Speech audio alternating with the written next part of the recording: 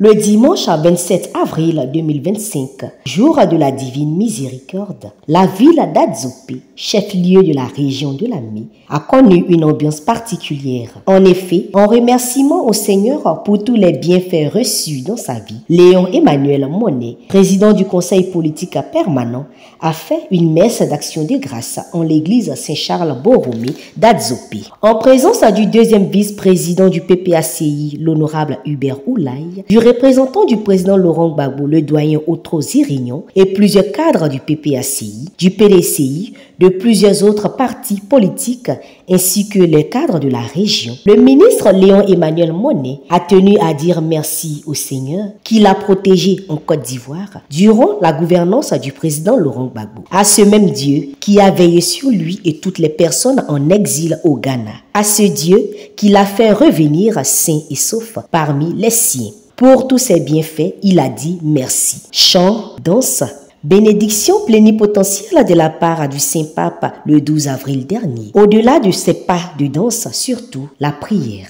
Le deuxième vice-président Hubert Oulaye a tenu à dire félicitations à l'hôte du jour. J'étais très heureux d'être convié à la messe d'action de grâce en l'honneur du ministre Monet. Nous avons passé plus de 5 ans en exil avec lui. Nous avons fait ce que nous pouvions pour que la communauté ivoirienne puisse traverser ce moment de preuve sans trop de problèmes. Et aujourd'hui que cette occasion lui est donnée de remercier Dieu, il était bon que nous soyons là. En tout cas, je peux dire qu'il mérite cet hommage qui lui a été rendu par le nombre et la qualité des invités. Et je suis heureux, je souhaite que le bon Dieu lui donne longue vie.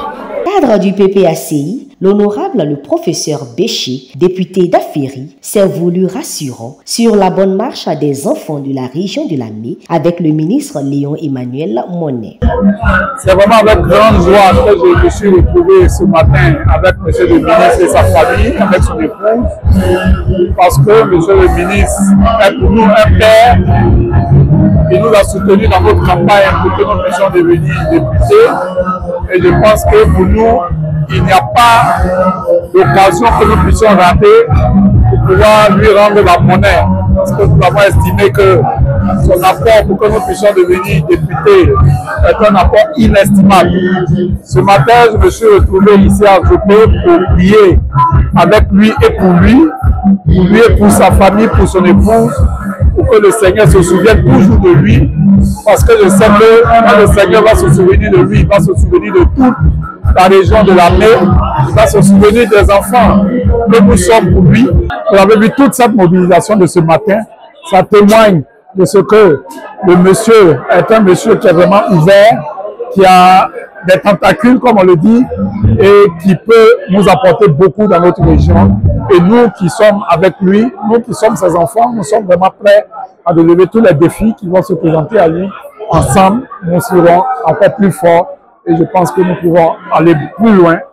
Et je souhaite que Dieu puisse lui donner encore longue vie, lui et sa famille, lui et son épouse, pour que ensemble nous puissions relever les défis à venir. Né le 18 avril 1952 à Adzopé, Léon Emmanuel Monet est enseignant en agronomie à l'École nationale supérieure d'agronomie de Yamoussoukro dès 1983. Léon Emmanuel Monet est le premier maire de l'opposition FPI de la ville d'Adzopé en 1996. Il est réélu en 2001 et occupe ce poste jusqu'à la crise post-électorale. De janvier 2000 à octobre 2000, Léon Emmanuel Monet est ministre de l'enseignement technique et de la formation professionnelle. D'octobre 2000 à 2010, il occupera le poste de ministre des Mines et de l'Énergie. Léon Emmanuel Monet a aussi été président du Conseil général d'Adzopé.